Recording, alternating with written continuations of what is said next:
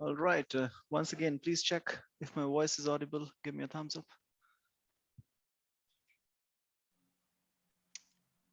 Okay तो अभी तक हमने इस चैप्टर में जो चीजें पढ़ी हैं, हमने पढ़ा है सेमीकंडक्टर्स के बारे में। हमने देखा कि सिलिकॉन और जर्मेनियम एक सबसे कॉमन एग्जांपल होती है सेमीकंडक्टर्स की। और सिलिकॉन और जर्मेनियम जो होते हैं वो प्योर सेमीकंडक्टर्स होते हैं, या फिर दूसरे शब्दों में तुम इनको बोल सकते हो these are intrinsic semiconductors. Silicon और जर्मेनियम बिल्कुल प्योर सेमीकंडक्टर्स होते हैं, या फिर तुम इनको बोल सकते हो दीज आर इंट्रिंसिक सेमीकंडक्टर्स। और हमने पिछली क्लास में ये भी देखा था, मैं थोड़ा सा रिवाइज कर रहा हूँ। पिछली क्लास में हमने ये भी देखा था कि 0 केल्विन पे, दिस इज 0 केल्विन, 0 केल्विन पे a semiconductor behaves almost like an insulator। 0 kelvin जब टेम्परेचर होता है वहां पे सेमीकंडक्टर बिल्कुल एक इंसुलेटर की तरह बिहेव करता है, मतलब कि उसमें कोई भी कंडक्शन नहीं हो रही होती। And this is because of some obvious reasons, क्योंकि 0 केल्विन पे सारे के सारे कोवलेंट बॉन्ड्स एक दूसरे के साथ जुड़े होते हैं। तो कोई भी कोवलेंट बॉन्ड अपने आप को तोड़ने के लिए तैयार नहीं है, मतलब कि कोई भी इलेक्ट्रॉन वैलेंस बैंड से कंडक्शन बैंड में जंप मारने के लिए तैयार नहीं है। मतलब कोई भी वैलेंस इलेक्ट्रॉन फ्री इलेक्ट्रॉन बनने के लिए तैयार नहीं है। मतलब 0 केल्विन पे a semiconductor almost behaves like an insulator.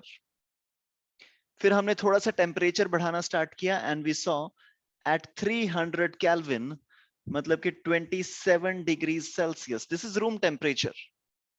300 kelvin पे थोड़ा सा इसमें कंडक्टिविटी क्रिएट होगी। 300 केल्विन पे क्या हुआ, 1 out of 10 raised to the power 29 covalent bonds. So 10 raised to the power 29 में से सिर्फ एक electron, let me show you this. So हमारे पास ये था वैलेंस बैंड, और वैलेंस बैंड के ऊपर था हमारे पास एक कंडक्शन बैंड। तो 0 डिग्री सेल्सियस पे कोई भी इलेक्ट्रॉन वैलेंस बैंड से कंडक्शन बैंड में जंप मारने के लिए तैयार नहीं हुआ, लेकिन 300 केल्विन पे एक electron 1 out of 10 raise to the power 29, एक इलेक्ट्रॉन जंप मारने के लिए तैयार हो गया। मतलब कि रूम टेम्परेचर पे हमारे पास क्या हुआ, हमारे पास एक इलेक्ट्रॉन यहां से जंप मार के फ्री इलेक्ट्रॉन बन गया। और क्योंकि जब एक इलेक्ट्रॉन यहां से जंप मार के ऊपर गया होगा तो यहां पे एक होल क्रिएट हो गया होगा। So out of 10 raised to the power 29 electrons, only one agreed to jump at room temperature। मतलब कि कंडक्शन स्टार्ट होगी रूम टेम्परेचर पे, लेकिन बहुत थोड़ी सी कंडक्शन स्टार्ट हुई है, बहुत कम इलेक्ट्रॉन्स जंप मार के गए हैं। हमको अब अगर अभी कोवलेंट बॉन्ड्स को और ज्यादा तोड़ना है तो हम क्या कर सकते हैं, टेम्परेचर को और बढ़ा सकता हूं। मैं इसको 400 डिग्री 400 केल्विन कर सकता हूं, 500 केल्विन कर सकता हूं। अगर मैंने इसको 500 600 केल्विन कर दिया तो ये सारे के सारे इलेक्ट्रॉन्स वैलेंस बैंड से जंप मार के कंडक्शन बैंड में चले जाएंगे। लेकिन हम टेम्परेचर इससे ज्यादा बढ़ा नहीं सकते, क्योंकि भाई मेरे को सेमीकंडक्टर अपना रूम टेम्परेचर पे यूज करना है ना। मान लो ये मैन्युफैक्चरिंग कंपनी है इस माउस की, और मेरे को वो मैनुअल गाइड में दे दें कि भाई अगर तुमको ये माउस यूज करना है, पहले तुम इसको 100 डिग्री तक हीट करो, फिर तुम इस माउस को यूज करना। Doesn't make sense, right. मतलब कि मेरे को सेमीकंडक्टर की कंडक्शन चाहिए रूम टेम्परेचर पे, मैं तो इसको रूम टेम्परेचर पे यूज करूंगा। That is why the ease of using a mouse is that's what इसके साथ कुछ तार वार नहीं जुड़ी हुई है। मेरे पास आसपास बहुत सारा सामान है, digital pad and pen and mouse and keyboard everything. The best thing about all these things is इनके साथ कोई भी तार वगैरह नहीं जुड़ी हुई है। आजकल जो तुम्हारे मोबाइल चार्जर्स आने लग गए हैं, पहले अगर तुमने देखा होगा पुराने जो फोन्स आते थे उनके साथ हमेशा जो अडेप्टर होता था वो तार के साथ जुड़ा हुआ होता था। लेकिन आजकल देखो क्या है, एक सेमीकंडक्टर है, इसके साथ जो भी मेरे को फोन चार्ज करना है मैं वो वाला फोन चार्ज कर लूंगा, वो उस तरीके उसके कंपैटिबल वायर को इंसर्ट करके इसमें, राइट। तो मेरे को कंडक्टिविटी चाहिए सेमीकंडक्टर की रूम टेम्परेचर पे, लेकिन रूम टेम्परेचर पे दिक्कत क्या है, 10 raise to the power 29 electrons में से सिर्फ एक ही इलेक्ट्रॉन जंप मार के ऊपर जा रहा है, मतलब कि रूम टेम्परेचर पे कंडक्टिविटी बहुत ज्यादा कम है।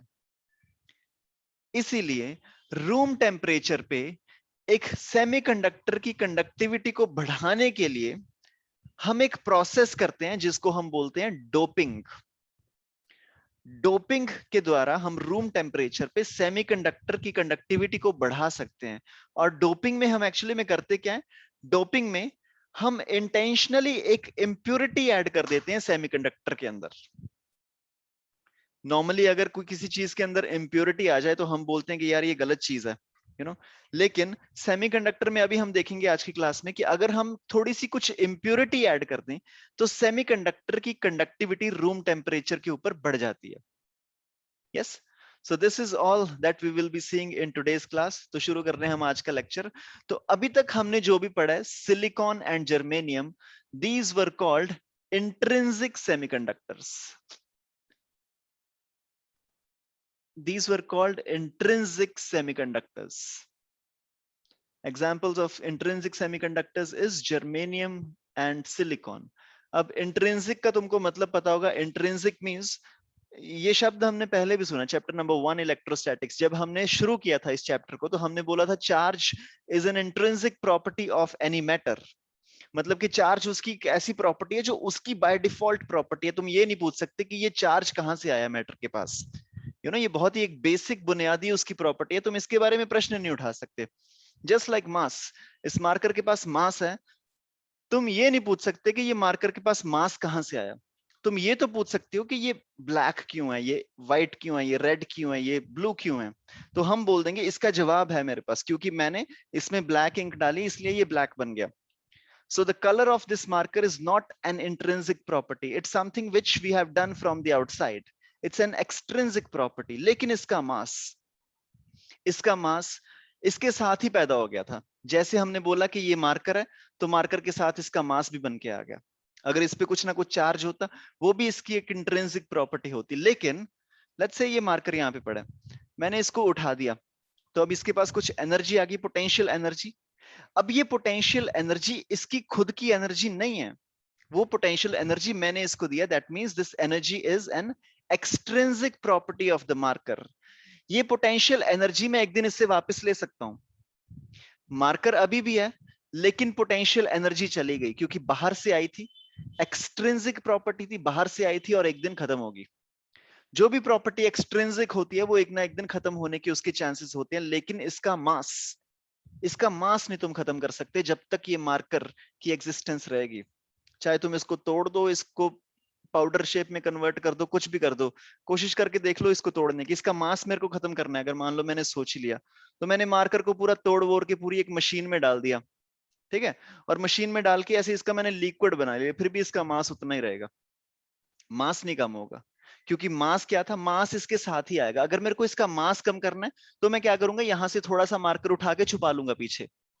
लेकिन जब मैंने मार्कर ही छुपा लिया तो मास तो चला गया लेकिन मास के साथ साथ मार्कर भी चला गया। बेसिकली मास इसके साथ तब तक रहेगा जब तक ये मार्कर रहेगा, तो वो मास इसकी इंट्रिंसिक प्रॉपर्टी है। और इंट्रिंसिक वर्ड का एक और मतलब भी होता है, इंट्रिंसिक को हम कभी कभी बोलते हैं प्योर। मतलब ये इसकी खुद की प्रॉपर्टी है जो बाहर से नहीं आई। सो वी से सिलिकॉन एंड जर्मेनियम में जब कोई भी बाहरी चीज को हमने नहीं ऐड किया तब हम इनको बोलते हैं इंट्रिंसिक सेमीकंडक्टर्स। लेकिन इंट्रिंसिक सेमीकंडक्टर्स की प्रॉब्लम क्या है, हमने देखा कि रूम टेम्परेचर पे इनकी कंडक्टिविटी बहुत ही ज्यादा कम होती है। Yes, 1 out of 10 raised to the power 29 electrons, they agree to jump from the valence band to conduction band। मतलब कि वैलेंस बैंड से कंडक्शन बैंड पे जंप मारने के लिए बहुत ज्यादा एनर्जी चाहिए होती होगी और वो इन इलेक्ट्रॉन्स के पास नहीं होती होगी। That is why room temperature पे सिर्फ एक आधा इलेक्ट्रॉन ही जंप मारता है। और वो जो इलेक्ट्रॉन की एनर्जी इनको चाहिए होती है, for silicon we need 1.1 electron volt of energy, 1.1 electron volt of energy to jump from valence band to conduction band. और जर्मेनियम के लिए ये थोड़ी सी कम होती है क्योंकि जर्मेनियम थोड़ा सा बड़ा होता है ना, तो वो जो बाहरी इलेक्ट्रॉन होता है वो थोड़ा सा बाहर होता है, न्यूक्लियस से थोड़ा दूर होता है, इतना ज्यादा बंधा हुआ नहीं होता न्यूक्लियस के लिए, न्यूक्लियस के साथ, उसके लिए that is why this energy required is a little less. This is 0.74 electron volt, right? So ये था intrinsic semiconductors। लेकिन अब इसकी कंडक्टिविटी बढ़ाने के लिए हम क्या करें, ये तो बहुत कम कंडक्टिविटी है रूम टेम्परेचर के ऊपर। तो इसकी कंडक्टिविटी बढ़ाने के लिए हम एक प्रोसेस करते हैं जिसको हम बोलते हैं डोपिंग। और डोपिंग करने के लिए हम क्या करते हैं, हम इस सेमीकंडक्टर के अंदर एक इम्प्यूरिटी को ऐड कर देते हैं जिसको हम बोलते हैं dopant. So dopant is basically an impurity added to a pure semiconductor to increase its conductivity. Please write this down. इसकी definition लिख लो. Dopant is the impurity that we add, that we intentionally add to a pure semiconductor to increase its conductivity.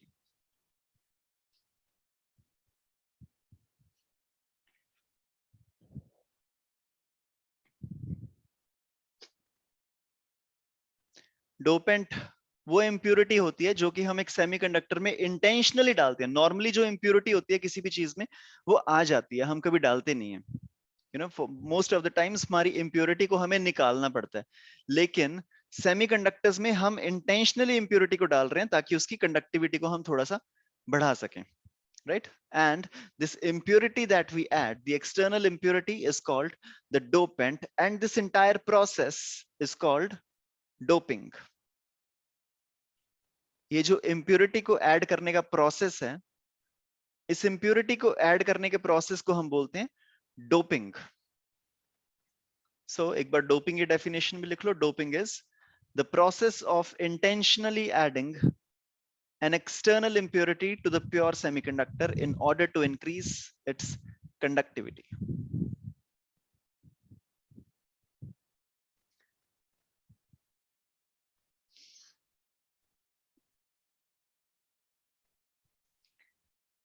Okay, तो doping करने के बाद हमको जो semiconductors मिलेंगे वो सेमीकंडक्टर्स कौन से वाले मिलेंगे? एक्सट्रिंसिक सेमीकंडक्टर्स, क्योंकि अब बाहर से कुछ ऐड हो चुका है ना. तो बाहर से जब कोई चीज ऐड हो जाएगी तो वो उसका इंट्रिंसिक नेचर तो रहेगा नहीं सेमीकंडक्टर का. तो बाहर से एडिशन के बाद हमारे पास एक्सट्रिंसिक सेमीकंडक्टर बन जाएंगे. और ये जो एक्सट्रिंसिक सेमीकंडक्टर होते हैं ये भी अलग अलग तरह के होते हैं. So these are of two different kinds depending upon the nature of the dopant that we are adding into it. लेकिन उनको इनकी कैटेगरीज देखने से पहले हम एक बार चेक कर लें क्या ये डोपिंग सच में इफेक्टिव है या नहीं. मतलब डोपिंग का एक्चुअली में क्या फर्क पड़ता है कि नहीं. So my next topic is effect of doping. मतलब कि अगर मैं डोपिंग कर दूं किसी प्योर सेमीकंडक्टर को किसी एक्सटर्नल सब्सटेंस के साथ तो उससे उससे कंडक्टिविटी पे कितना फर्क पड़ता है. So the answer to this is कि कंडक्टिविटी पे बहुत ज्यादा फर्क पड़ता है. अगर मैं एक एटम इंप्योरिटी ऐड कर दूं 10 raise to the power 8 atoms of pure germanium में, तो जो उसकी कंडक्टिविटी है वो 16 टाइम्स बढ़ जाती है. If I just add one single atom of an impurity in 10 raised to the power 8 atoms of germanium, तो उसकी कंडक्टिविटी 16 टाइम्स इंक्रीज हो जाती है. यू सी, हमने बहुत ही एक थोड़ा सा इंप्योरिटी को ऐड किया है लेकिन उसकी कंडक्टिविटी 16 टाइम्स होगी. Do you see 10 raise to the power 8, तो 10 रेज टू द पावर 8 कितना हो गया? लगभग 10 करोड़ के आसपास हो गया. तो 10 करोड़ जर्मेनियम के एटम्स थे, उसमें हमने सिर्फ एक एटम को रिप्लेस कर दिया. 10 करोड़ में से सिर्फ एक एटम को रिप्लेस करके कोई दूसरा एटम डाल दिया, उससे कंडक्टिविटी कितनी हो गई मेरे पास? 16 टाइम्स. यस, तो डोपिंग करने से डेफिनेटली मेरी कंडक्टिविटी पे बहुत ज्यादा फर्क पड़ता है. और अब ये जो मेरे पास एक्सट्रिंसिक सेमीकंडक्टर बन के आ गया, ये जो एक्सट्रिंसिक सेमीकंडक्टर बन के आया, इसके अलग अलग टाइप्स होते हैं depending upon what is the kind of doping that you do. So we have basically two types of extrinsic semiconductors. The first one is called the N type, जिसको हम बोलते हैं negative type, and the second one is called the P type, जिसको हम बोलते हैं positive type. हमने जब बाहर से डोपिंग की, एक्सटर्नल सब्सटेंस आया, अब हमारे पास बन गया एक्सट्रिंसिक सेमीकंडक्टर. ये दो तरह के होते हैं, एन टाइप और P type. Semiconductors, extrinsic semiconductors, यहाँ पे वर्ड ऐड कर लेना. This is extrinsic semiconductors. This is यहाँ पे extrinsic semiconductors are basically of two types. And the type of the extrinsic semiconductor depends upon the nature of the impurity that you are adding. Okay, give me a thumbs up. Done. मैं तुमको just definitions लिखवा रहा हूं, उसके बाद हम इसका पूरा कॉन्सेप्ट देखेंगे कि बढ़ती कैसे है एक्चुअली में, ये कंडक्टिविटी कैसे बढ़ जाती है। Please give me a thumbs up when you done.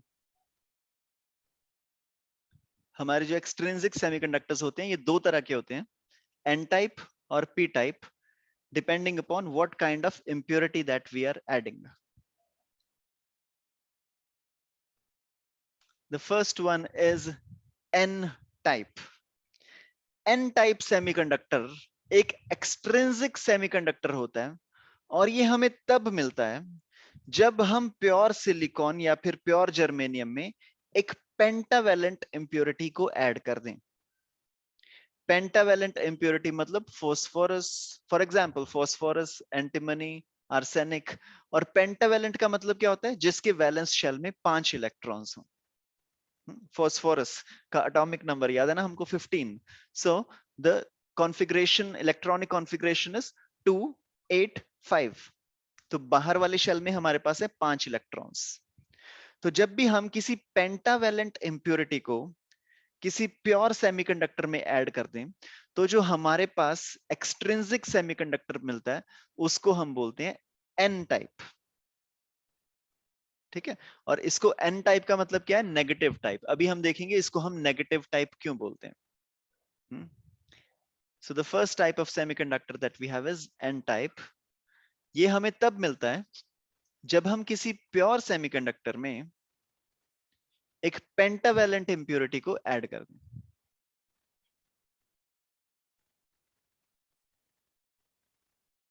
Alright, और उसके बाद मेरे पास दूसरा सेमीकंडक्टर होता है जिसको मैं बोलता हूं P type semiconductor. P type semiconductor is the positive type semiconductor. ये हमें तब मिलता है जब हम किसी भी प्योर सेमीकंडक्टर में एक ट्राइवेलेंट इंप्योरिटी ऐड कर दें। ट्राइवेलेंट इंप्योरिटी का मतलब जैसे कि एल्यूमिनियम। एल्यूमिनियम का एटॉमिक नंबर कितना होता है, 2 8 3। आउटर शेल में कितने होते हैं उसके electrons, 3। Atomic number is 13। That means it's a trivalent impurity. इसी तरह से कोई भी अगर मैं ट्राइवेलेंट इंप्योरिटी उसमें ऐड कर रहा हूं, फॉर एग्जांपल बोरॉन हम ऐड कर सकते हैं। Boron atomic number is 5। So it's 2 3। Last वाले शेल में कितने इलेक्ट्रॉन्स है, 3। या फिर हम इंडियम ऐड कर सकते हैं। तो ऐसे मेरे पास बहुत सारी एग्जांपल्स हैं। अगर मेरे वैलेंस शेल में 3 इलेक्ट्रॉन्स हैं और मैं ऐसी इंप्योरिटी को ऐड कर दूं अपने प्योर सेमीकंडक्टर में, तो जो मेरे पास एक्सट्रिंसिक सेमीकंडक्टर बन के आएगा उसको मैं बोलता हूं P type semiconductor.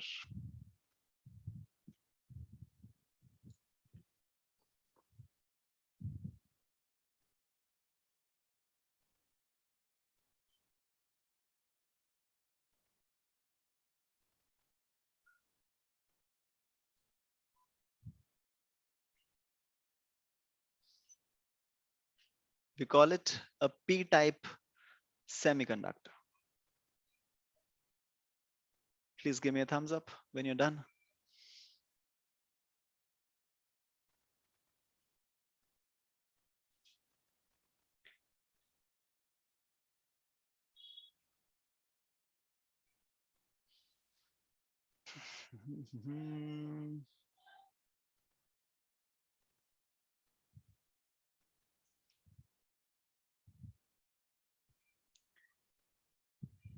Okay, and now comes the most important question. सबसे जरूरी क्वेश्चन। हमने ये तो देख लिया, अभी तक हमने डेफिनेशंस देख ली। पिछली क्लास में मैंने देखा था कि प्योर सेमीकंडक्टर क्या होता है, जर्मेनियम क्या होता है, सिलिकॉन क्या होता है, उनकी कॉन्फ़िगरेशन कैसे बनती है, क्रिस्टल कैसे बनता है, क्रिस्टल में एनर्जी बैंड्स क्या होते हैं। ये सारी बेसिक बेसिक सी बातें थी। फिर हमने ये भी देख लिया कि एक्सट्रिंसिक सेमीकंडक्टर्स क्या होते हैं, एन टाइप सेमीकंडक्टर क्या होता है, पी टाइप सेमीकंडक्टर क्या होता है।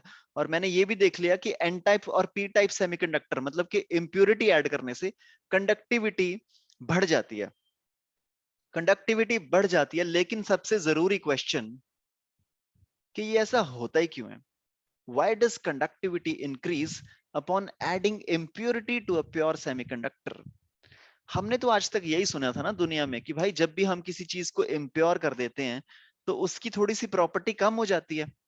अगर कोई भी चीज है तुम्हारे पास, यू नो, सिंपल थिंग, अगर मान लो तुम्हारे पास दूध है तो हम दूध वाले को बोलते हैं ना कि भाई पानी तो नहीं मिलाया इसमें। हमें क्या प्रॉब्लम है पानी से, क्योंकि पानी मिलाने से एक्चुअली में दूध की रेशो कम हो जाएगी एंड उसकी प्रॉपर्टी थोड़ी सी कम हो जाएगी दूध वाली, राइट। लेकिन यहाँ पे तो हम बहुत ज्यादा खुश हो रहे हैं कि भाई देखो इम्प्योरिटी ऐड करके हमने कंडक्टिविटी को बढ़ा दिया। तो ये ऐसा एक्चुअली में हो ही क्या रहा है कि मतलब कि इम्प्योरिटी ऐड करने से ऐसा क्या फर्क पड़ रहा है कि उसकी कंडक्टिविटी एक्चुअली में बढ़ जा रही है।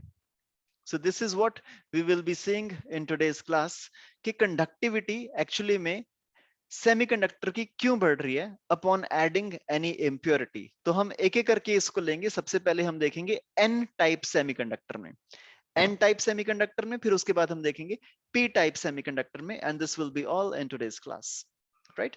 तो हो सकता है अगले हमें 20 से 25 मिनट लगे इसको समझने में। तो just keep be ready with your pens and notebooks. तो इम्प्योरिटी को ऐड करने से पहले एक बार मैं नॉर्मल वाला देख लूं, नॉर्मल वाला सिलिकॉन कैसे काम करता है। मेरे पास एक सिलिकॉन का एटम होता है और एक और सिलिकॉन का एटम होता है। मैं पूरा का पूरा एक सिलिकॉन का क्रिस्टल बना रहा हूं और मैं देखूंगा कि इसकी कंडक्टिविटी होती कैसी है। हम एनर्जी बैंड्स वगैरह बनाएंगे, फिर उसके बाद हम इसमें एक इम्प्योरिटी को ऐड करेंगे, फिर देखेंगे इम्प्योरिटी ऐड करने से क्या फर्क पड़ेगा। So we have silicon, silicon and silicon, ठीक है। ये मैंने 9 ही बनाए हैं, लेकिन ऐसे बहुत सारे होंगे। अगर मैं जस्ट एक मोल ले लूं, एक मोल में कितने होंगे मेरे पास? 6 × 10⁻23 एटम्स ऑफ सिलिकॉन। और नॉर्मली अगर मैं कोई भी सिलिकॉन लूं उसमें काफी सारे मोल्स होंगे, मतलब कि ऐसे बहुत सारे एटम्स होंगे। लेकिन मैं तुमको जूम इन करके दिखा रहा हूं। जूम इन करने के बाद मान लो हमारे पास ये थोड़े से ही बचे, 9 ही बने। हमारे पास बोर्ड बड़ा है, हम थोड़ा सा एक्सटेंड कर लेते हैं इसको। Silicon, silicon, silicon, silicon,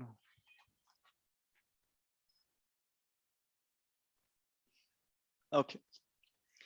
let's say ये हमारा बन गया सिलिकॉन का crystal.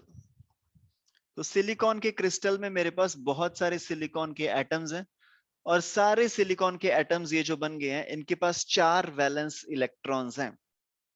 So all of these silicon atoms have 4 valence electrons, मतलब कि एक यहां होगा, एक यहां होगा, एक यहां होगा, एक यहां होगा। 1 2 3 4 1 2 3 4 1 2 3 4 1 2 3 4 1 2 3 4। You can imagine the dots by yourself, ठीक है। 4 वैलेंस इलेक्ट्रॉन हो गए हर किसी सिलिकॉन के पास। एक सिलिकॉन की बात करते हैं, इस वाले सिलिकॉन की 4 वैलेंस इलेक्ट्रॉन्स हैं। इसको चाहिए कितने? 8। अगर 8 होंगे तो ये अपने आप को स्टेबल महसूस करेगा। तो ये क्या करेगा? अपने आसपास 4 और सिलिकॉन्स को ढूंढेगा। 1 2 3 एंड 4। इसको हम बोलते हैं कि इसने अपने आसपास कोवलेंट बॉन्ड्स बना लिए। We call it covalent bonds. और ये कोवलेंट बॉन्ड्स क्या होते हैं? प्रिटी स्टेबल होते हैं, ये टूटने के लिए तैयार नहीं होते। तो इसीलिए हमने देखा था कि 0 केल्विन पे क्या होगा? 0 केल्विन पे कोई भी कोवलेंट बॉन्ड टूटने के लिए तैयार नहीं होगा और ये सेमीकंडक्टर लगभग एक इंसुलेटर की तरह बिहेव करेगा, ठीक है। लेकिन 300 केल्विन पे क्या होगा? 300 केल्विन पे 10⁻⁻29 इलेक्ट्रॉन्स में से एक इलेक्ट्रॉन कंडक्टिविटी के लिए तैयार हो जाएगा और ये एक इलेक्ट्रॉन जंप मार के कंडक्शन बैंड में चला जाएगा। So the story will be, यहां पे ये वैलेंस बैंड में बहुत सारे इलेक्ट्रॉन्स हैं। 0 केल्विन पे कोई भी ऊपर जाने के लिए तैयार नहीं है, लेकिन 300 केल्विन में एक इलेक्ट्रॉन यहां पे होल क्रिएट कर देगा और खुद चला जाएगा ऊपर कंडक्शन बैंड में। टेम्परेचर बढ़ने से थोड़ी सी इसकी करेज बढ़ गया, इसका एनर्जी आ गई होगी। कितनी एनर्जी चाहिए थी इसको? सिलिकॉन के लिए अभी अभी हमने देखा, सिलिकॉन के लिए वी नीड 1.1 इलेक्ट्रॉन वोल्ट। मतलब कि 300 केल्विन जब मैंने टेम्परेचर कर दिया तो एक इलेक्ट्रॉन की एनर्जी हो जाती है 1.1 इलेक्ट्रॉन वोल्ट और वो जंप मार के कंडक्शन बैंड तक चला जाता है। इलेक्ट्रॉन चला गया कंडक्शन बैंड में और यहां पे छोड़ गया एक होल, मतलब कि यहां छोड़ गया इलेक्ट्रॉन ने एक होल। ये वाला इलेक्ट्रॉन अभी यहीं पे। सो हमको बेसिकली एक होल मिल गया और एक इलेक्ट्रॉन मिल गया। So now we basically have one electron in the conduction band and one hole. This is happening in 10 raised to the power 29 atoms. अगर मेरे atoms बहुत ज्यादा होंगे, let's say my number of atoms are 2 into 10 raised to the power 29, तो कितने चले जाएंगे? 2 electrons चले जाएंगे. If my number of atoms are 3 into 10 raised to the power 29 silicon atoms, so 3 electrons jump मार के ऊपर चले जाएंगे. So basically number of electrons जो वैलेंस बैंड से कंडक्शन बैंड में जाएंगे वो बढ़ते जाएंगे डिपेंडिंग अपॉन कि मैंने कितने सिलिकॉन के एटम्स लिए हैं. एंड ऑल्सो मेरे को एक और चीज नोट करनी पड़ेगी यहाँ पे कि जितने इलेक्ट्रॉन्स ऊपर जाएंगे तो हर इलेक्ट्रॉन कंडक्शन बैंड में जाते टाइम यहाँ पे एक होल छोड़ जाता है वैलेंस बैंड में. That means in a pure semiconductor the number of free electrons, number of free electrons per unit volume is equal to the number of holes. The number of free electrons in a pure semiconductor is equal to the number of holes in the pure semiconductor. ठीक है, इसको तुम थोड़ा सा note कर लो. ये सिर्फ pure semiconductor में होता है. अभी हम इम्प्योरिटी को ऐड करेंगे, ये वाली हमारी स्टेटमेंट चेंज हो जाएगी. प्योर सेमीकंडक्टर में क्या होता है? Number of free electrons is equal to the number of holes. क्योंकि मेरे को सीधा सीधा दिख रहा है, पहले तो सारे बॉन्ड्स कंप्लीट हैं, फिर जब एक इलेक्ट्रॉन जंप मार के ऊपर जा रहा है वो नीचे एक होल क्रिएट करके दे रहा है हमको. मतलब कि सीधा सीधा दिख रहा है मेरे को कि जितने इलेक्ट्रॉन्स ऊपर जाएंगे free electrons would be equal to the number of holes. This is the case of the pure semiconductor. लेकिन हमारा क्वेश्चन क्या था? हमारा बेसिक क्वेश्चन तो ये वाला था ना कि इम्प्योरिटी ऐड करने से कंडक्टिविटी बढ़ कैसे जाती है. तो हम एक काम करते हैं, एक इम्प्योरिटी को ऐड करके देखते हैं. सबसे पहले तो ये ऊपर वाली इम्प्योरिटी को ऐड करते हैं, ये एन टाइप जो इम्प्योरिटी है मेरे पास.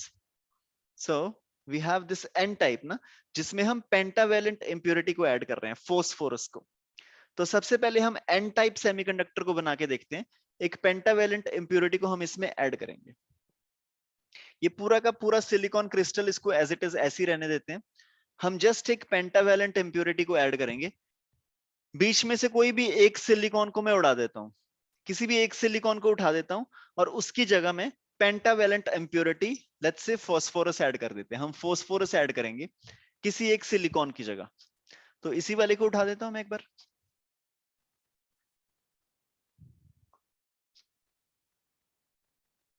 तो अब हम इम्प्योरिटी ऐड कर रहे हैं.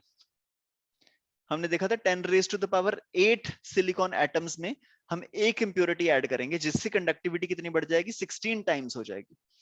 तो यहां पे सिलिकॉन की जगह मैंने लगा दिया फोस्फोरस. तो अब हम देखते हैं कंडक्टिविटी पे क्या एक्चुअली में फर्क क्या पड़ेगा. So now if you look at this, बाकी सब कुछ तो सेम ही होगा. पूरा का पूरा क्रिस्टल जो है उस पे तो कोई डिफरेंस आएगा नहीं. सब लोगों के अपने बॉन्ड्स एज इट इज बने हुए हैं, किसी को कोई दिक्कत नहीं है. इसके आसपास भी जो सारे फोस्फोरस के आसपास वाले सिलिकॉन है, इन्होंने भी अपने बॉन्ड्स बना रखे हैं, लेफ्ट राइट ऊपर नीचे हर जगह पे, किसी को कोई प्रॉब्लम नहीं है. लेकिन यहाँ पे एक फोस्फोरस आ गया. लेकिन ये जो इसके आसपास के सिलिकॉन्स है, इनको तो आदत पड़ी हुई है ना कि इनको अपने 8 के 8 पूरे कोवलेंट बॉन्ड्स कंप्लीट करने हैं. अब ये वाले सिलिकॉन के बारे में सोच के देखो, 4 तो इसके पास अपने थे, एक इसने ऊपर से ले लिया, एक राइट से ले लिया, एक लेफ्ट से ले लिया, इसके पास एक बचा. ये तो अपनी कोशिश करेगा ना कि मैं अपना बॉन्ड क्रिएट कर लूं. सिमिलरली ये वाला सिलिकॉन भी सोचेगा कि यार मेरा एक बच गया, मैं कंप्लीट कर लेता हूं. ये वाला भी सिलिकॉन यही सोचेगा, ये वाला भी सिलिकॉन यही सोचेगा. और फोस्फोरस के पास अगर हम देखें 4 वैलेंस इलेक्ट्रॉन्स तो है ना बॉन्ड्स क्रिएट करने के लिए. टोटल इसके पास 5 हैं. सो लेट्स से 1, एक तो ये इससे शेयर कर लेगा, एक ये इससे शेयर कर लेगा, एक ये इसके साथ शेयर कर लेगा, एक ये इसके साथ शेयर कर लेगा. इनको पता भी नहीं कि आसपास कौन है, इनको लग रहा है कि सिलिकॉन का क्रिस्टल ही चल रहा है.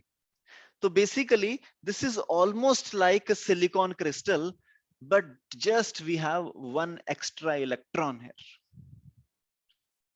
अब ये वाला जो एक्स्ट्रा इलेक्ट्रॉन है ये किसी कोवलेंट बॉन्ड में बंधा नहीं हुआ. The extra electron that we get by adding the phosphorus impurity, this extra electron is not bound in any of the covalent bonds. अब क्योंकि ये किसी कोवलेंट बॉन्ड में बंधा नहीं हुआ, इसलिए ये वैलेंस बैंड से कंडक्शन बैंड में बहुत आराम से चला जाता है, इसको बहुत कम एनर्जी चाहिए होती है। And for silicon the energy that we need to make this electron jump from the valence band to conduction band is 0.05 electron volt. अगर नॉर्मल किसी इलेक्ट्रॉन को जंप करवाना होता 1.1 इलेक्ट्रॉन वोल्ट एनर्जी चाहिए थी, लेकिन अब ये फोस्फोरस के साथ जो एक्स्ट्रा इलेक्ट्रॉन आया, इसको जंप करवाने के लिए the energy that we need is only 0.05 electron volt.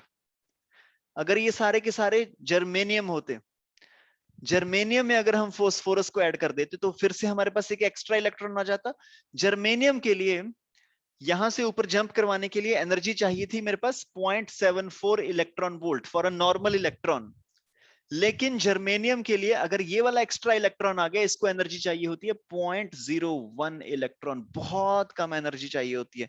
इसके कंपैरिजन में मेरे को 74 टाइम्स लेस एनर्जी चाहिए, मतलब कि बहुत जल्दी मेरा इलेक्ट्रॉन जंप मार के कंडक्शन बैंड में चला जाएगा। And this is how my conductivity increases when I add a pentavalent impurity, and such type of a semiconductor is called n type semiconductor।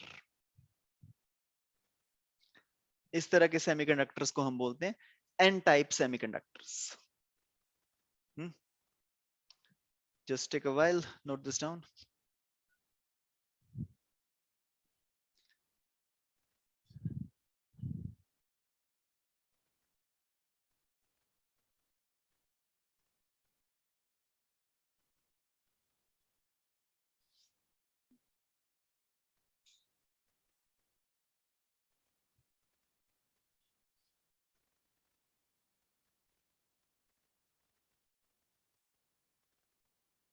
Okay, इसको अपने शब्दों में लिख लो, that when we add a pentavalent impurity in a pure semiconductor, this pentavalent impurity has 5 electrons in the valence shell। अब क्योंकि इसके valence shell में 5 electrons होते हैं, 4 of those electrons are used to create covalent bonds with the neighboring atoms, and the 5th electron is readily available to jump to the conduction band। The amount of energy required for the 5th extra electron to jump to the conduction band is very, very less as compared to the energy required for the other electrons which have already formed covalent bonds। ठीक है, the energy required for this extra electron to jump to the conduction band is 0.05 electron volt in case of silicon, and is only 0.01 electron volt in case of germanium।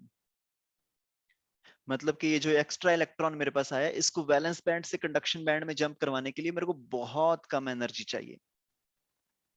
ठीक है, अब ये N type semiconductor मेरे पास बन तो गया। N type semiconductor बनने के बाद तुम एक चीज देखो क्या होगा।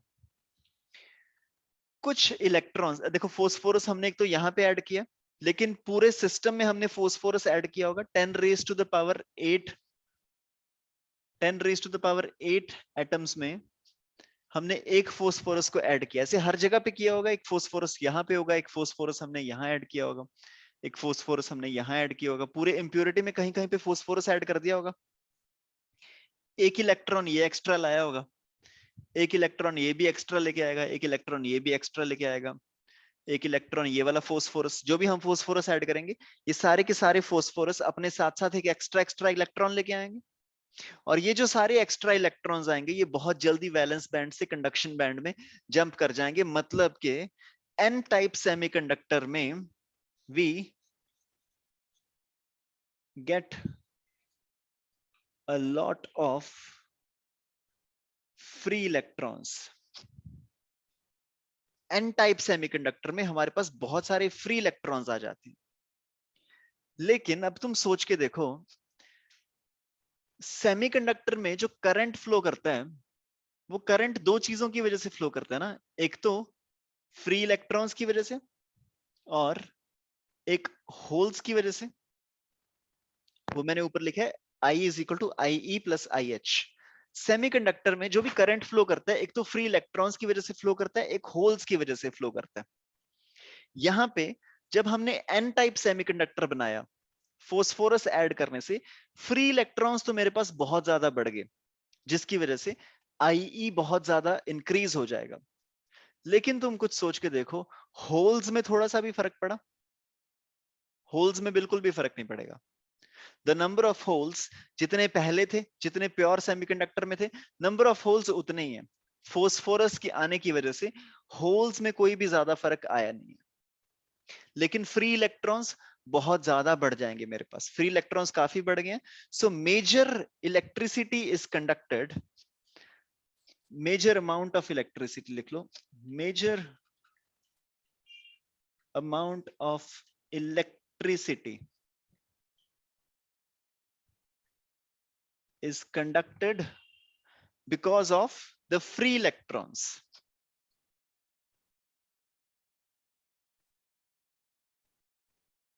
because of free electrons। या फिर इसको तुम ऐसे भी लग सकते हो कि एक एन टाइप सेमीकंडक्टर में, एन टाइप सेमीकंडक्टर में क्योंकि हमने ये इलेक्ट्रॉन बहुत ज्यादा बढ़ जाएंगे इस तरह से, तो number of free electrons will be very large than the number of holes। Number of free electrons number of holes से बहुत ज्यादा हो जाएंगे। या फिर तुम ये भी बोल सकते हो कि जो करंट फ्लो कर रहा है फ्री इलेक्ट्रॉन्स की वजह से, that would be much more than the current flowing because of the holes। Basically मैंने यही लाइन यहाँ पे लिखी है, major amount of electricity is conducted because of the free electrons। This is the case of an n type semiconductor। okay, this is an n type semiconductor। इसको अगर तुमको, let me give you some last 60 seconds, तुम इसको एक बार अच्छे से note कर लो, फिर उसके बाद we'll move on to the p type semiconductor। मैं यहीं पे सिर्फ impurity को बदल दूंगा और ये p type semiconductor बन जाएगा। just take a minute, note this down।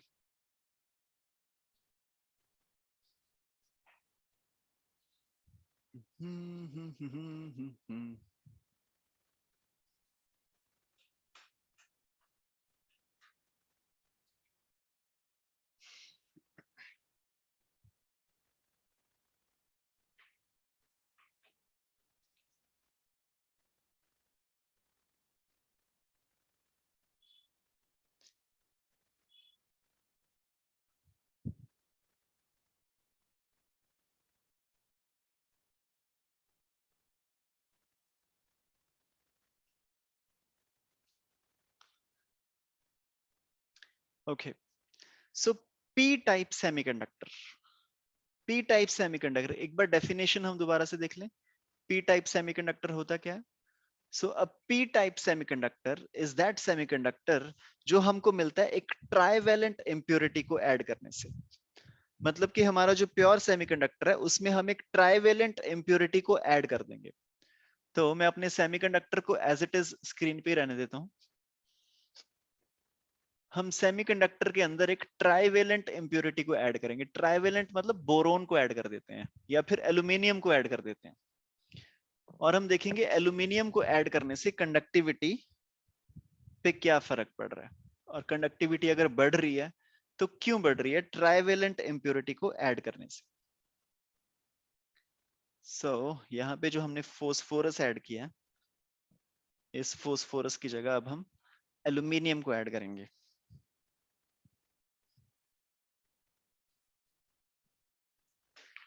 Okay,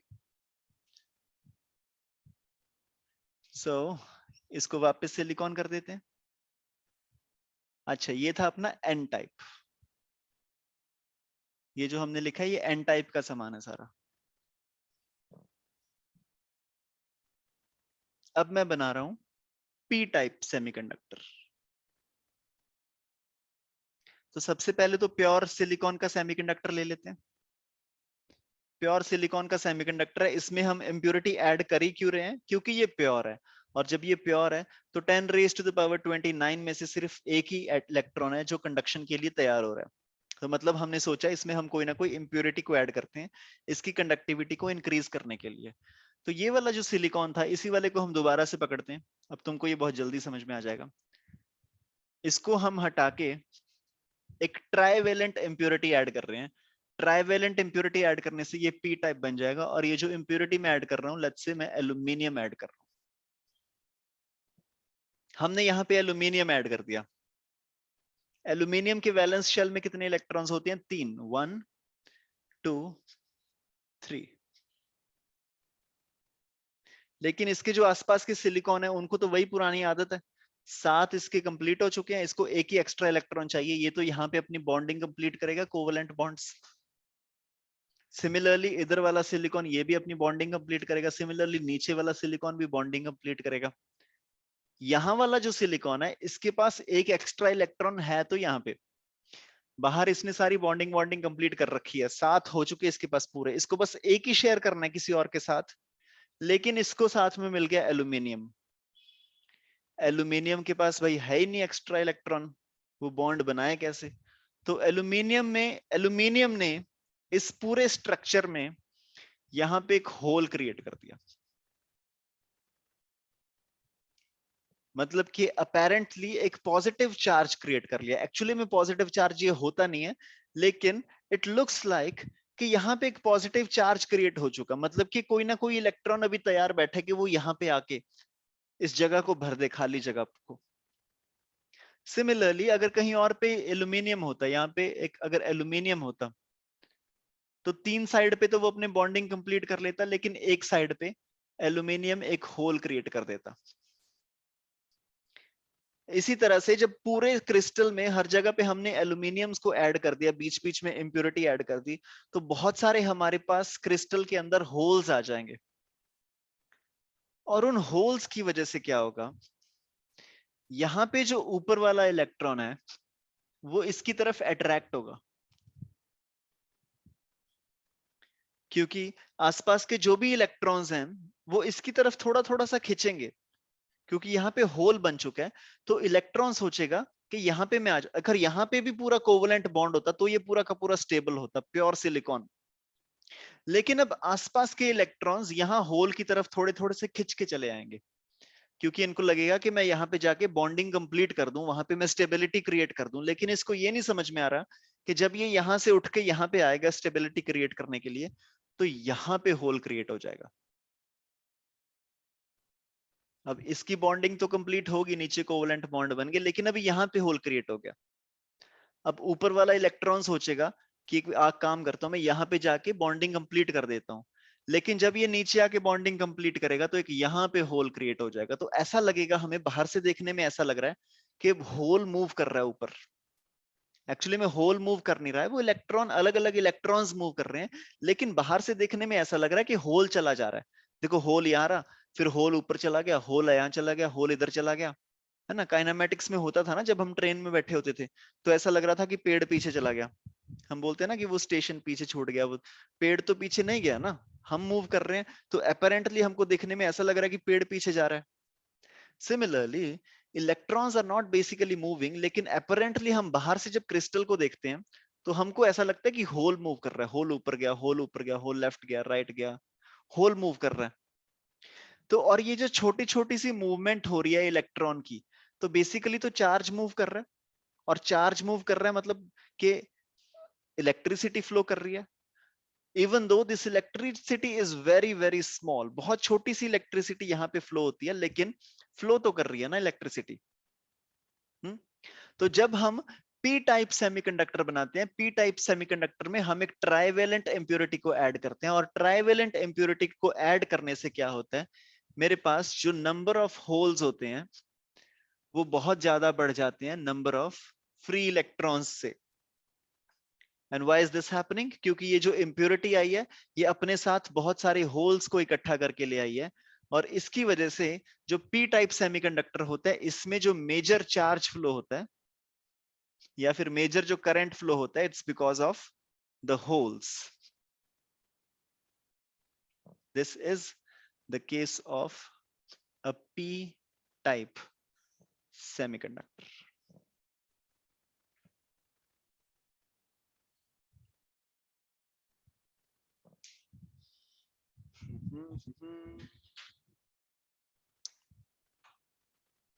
All right. This was all in today's class. अच्छा, आज की क्लास में अभी खत्म करने से पहले ना मैं एक और लास्ट चीज बता दूं तुमको. इसके हम फॉर्मूलाज करेंगे कल. कल हम न्यूमेरिकल्स करेंगे इस टॉपिक के ऊपर.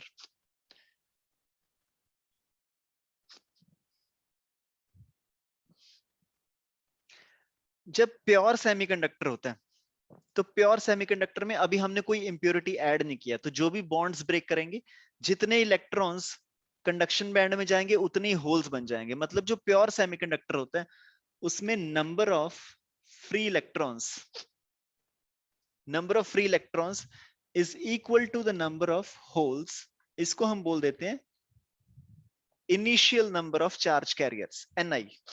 इसको मैं लिख रहा हूं initial number of charge carriers. Number of free electrons is equal to number of holes is equal to Ni.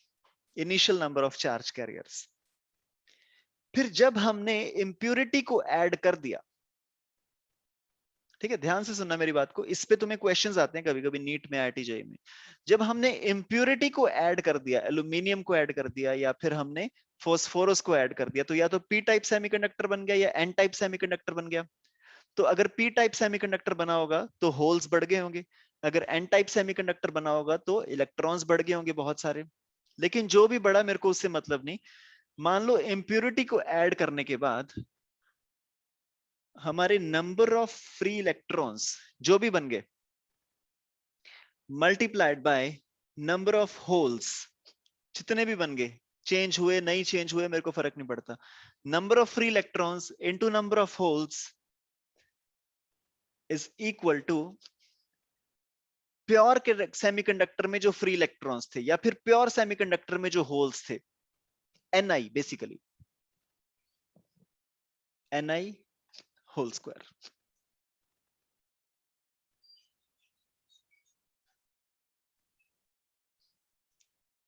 यहां से तुमको कभी कभी न्यूमेरिकल्स पूछे जाते हैं. मैं एक बार दोबारा से रिपीट कर रहा हूं. प्योर सेमीकंडक्टर में कुछ नंबर ऑफ फ्री इलेक्ट्रॉन्स होंगे और या फिर कुछ नंबर ऑफ होल्स होंगे, सेम ही होंगे क्योंकि जितने इलेक्ट्रॉन्स ऊपर जाएंगे उतने होल्स क्रिएट होंगे. उसको मैं बोल रहा हूं Ni, number of free electrons in the pure semiconductor. और जब मैंने इम्प्योरिटी ऐड कर दिया, इम्प्योरिटी को ऐड करने के बाद my number of free electrons multiplied by the number of holes is equal to the square of number of initial free electrons. ठीक है, just write this down. इस फॉर्मूले को लिख लो. कल हम इस फॉर्मूले के बेस पे कुछ क्वेश्चंस करेंगे. कल हम इस फॉर्मूले के बेस पे कुछ क्वेश्चंस करेंगे.